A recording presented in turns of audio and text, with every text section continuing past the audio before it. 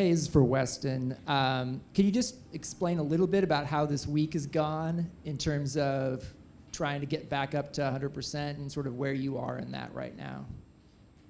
Yeah, that's good. Okay. No, the week has gone good. I came in, obviously, in my personal position or how I am or how I'm doing in terms of recovery. I came in good. I came in at a pace that was controlled by Juventus and by the national team. They were both working together to make sure that I'm 100% fit here. So I came in, did a couple days of just maintaining and keeping it under control. And yeah, we played the friendly the other day, and I felt good, felt ready to go, and yeah, that's where I'm at. That would be the aforementioned training exercise. Over here to your left, Jug McIntyre. Thanks. Weston, we all know how important it is to, how much better your chances are of advancing if you win the first game. How much are you guys thinking about that? I mean, I know you're not looking past Wales, but just the importance of getting 3 points and what that could mean for you guys the rest of the tournament. Thank you. No, we definitely, as a team and as a group, we always want to just focus game by game. So, of course, Wales being the first one, there's no way that we're going to look past them or devalue them or anything, because we know that they're a strong team. We know that it's going to be a hard game. But we definitely want to win the first game. We want to come out with 3 points. And, just 4 years of just working up to this moment, I think all the guys are ready to go and the staff is ready to go. And I've put a good game plan together. So hopefully we execute that and get the 3 points on Monday. We'll go to Paul Tenorio, just to your left. Oh, one behind. Thank you. This is for Sergino. Similar to the question to Weston, just kind of how has this week gone for you? How do you feel fitness-wise and form-wise going into the opener? Thank you. I'm feeling good, Of course, after the last game, I had a little bit of, fatigue. And right now it's going well. I'm ready to play and, with the team, we're really hyped for the game. We're all really concentrated, and the game against Wales is really important. So, yeah, we're gonna give everything out there on the pitch. Thank you. Right behind you, Paul. You can just go back to Martin. Great, thank you. Hi there, Weston. Obviously, it's a little bit unusual for a World Cup team not to have named its captain officially by this point, but do you like the fact that the coach has kind of involved you guys in the process and entrusted you to have a role in making that decision? Yeah, definitely. I think, this team, we're such a group, such a good chemistry. I think we've talked about it before. Every single player on this team has a responsibility. Every player on this team can hold each other accountable. There's not one person that, you think about whenever you have a question or that like, okay, maybe should I do this or should I do that? Like, you can go to anyone on this team. So in our minds, everyone can be a leader at any given point and when they're called upon. So obviously, none of us knowing who the captain is okay with us. Like, we're not a group of guys that is like, oh, I want to be captain. Oh, I want to be captain. Like, it's like whoever has it, has it. The mission is still the same. The goal is still the same. And we just need all 26 players, no matter their role, to be on the same page and have the same goal at the end of the day, which is to compete and win games. Stephen Goff, to your left. Wes, I was wondering if you could comment on the number of African American players on this team. The numbers have been growing over the years. What that means for the program in general, and for the reaching a wider audience, a wider player pool, to have those kinds of numbers here now. I don't really feel comfortable answering that. No, I'm just kidding. I'm kidding. Lighten the mood a little bit. No, I mean, I think it's amazing. It's not a secret that in America, African Americans lean towards basketball, lean towards American football, lean towards baseball, lean towards other sports.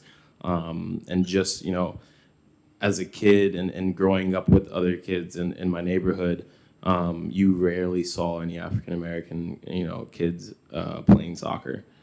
And so now just to be able to, do what we love and at the same time have an impact on the game in America for African Americans, it's amazing because now they can look at it and say, you know what, that can be me also. Like, I don't just have to, make it in basketball or have to make it in American football or make it in these other sports.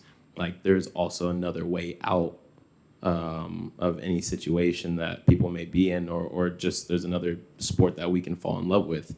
And I think that's it's been amazing. That's been something that, us on the team, the African Americans on the team, we've definitely been blessed to be able to show to the world and show to the people back home in the States. We should also point out there's diversity in the staff as well, in the medical staff and in the performance staff, African American, Indian American, Asian American, and others. We'll go here to the left. Good job, Michael.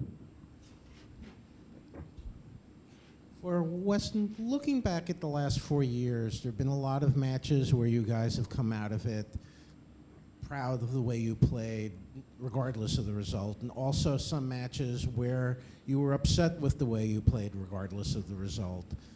Can you, looking back, figure out if there were anything common in the days that you played well and didn't play well?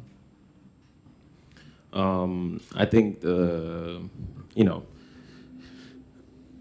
days that we played well is, like I said in my previous answer, was when all 26 players, all the players were on the same page, were on the same goal, knew what their roles were, knew what we were doing. Also, a big thing is being able to adapt to the way other teams play. In the games that we have done that and known that, this is going to be a dogfight and, they're vulnerable in this way and they're vulnerable in that way, has been the times that we've performed the best. And when everyone's on all cylinders and fighting for each other and you see the little fights on the field when everyone's just fired up and ready to go. Those are the times that I think, we've played at our best, is whenever we really embody our mottos. The times that we have maybe not performed our best, I won't say that we weren't prepared for it. Every athlete in every single sport has an off day. And the thing about soccer, it's such a team sport that even if one player has an off day, it can throw off everything. And all of us have had an off day at some point. Obviously we know when we come into national team, everyone wants us to be 100%. Everyone wants us to be focused and everything, which we are. But at the same time, we're humans and we can have faults as well. So I think those are the times whenever we haven't, gotten the results maybe we want and, haven't been at our full potential. Sam, just right in the middle there, second row.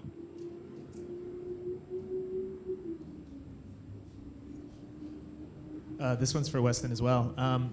Wales has a pretty clear way of playing. You've played with one of their main guys, Aaron Ramsey at Juve. What do you expect from them and from him in terms of their strengths and ways that they'll challenge you guys when they look to get forward? Wales is a team we've played before. Obviously, we didn't play them, I think, when they had their full roster. But as much as I can say, I don't really watch soccer, so I can't really speak so much about the whole team. I know they have some very talented players. Like you say, Aaron Ramsey, the guy that, even though he's been battling injuries quite often, he's someone that, he's one of those players that can be a difference in a game. He's one of those players that, he may play, not so good the whole game, but he can spark something like in a second. So we definitely know the style that they play, 5 in the back. We know that we're preparing for that. We've seen video. We've been training it in training. And so, yeah, I think we're pretty prepared for them. I think we know that they're going to be hungry just like we are. But at the end of the day, it comes down to inches and comes down to the fight in the group all together. And for me, I think we're ready for it. Sergino, I had another question for you as well. I don't think that you've gotten a chance to respond to some public criticism you got from Rafael van der Vaart back in the Netherlands, who spoke recently about how you maybe think you're a little bit better than you are and that you should know your limits and these sorts of things. And I just wondered if you had taken note of that, if that's maybe fuel for you at this tournament, and kind of how that fits into your bigger approach to maybe grabbing the spotlight the best that you can this month. I'm just gonna be honest. I'm never following these things. You know, I'm just focusing on myself. I know my abilities, you know, of course, I know I need to improve. I need to learn some more things. And I had a situation that I had to adapt as well. But like, whenever somebody is talking about me, like, I'm not getting it, you know, so I don't get the information, so I actually don't know what he said. But I'm just focusing and, you know, try to play my game and try to improve every day. So that's it.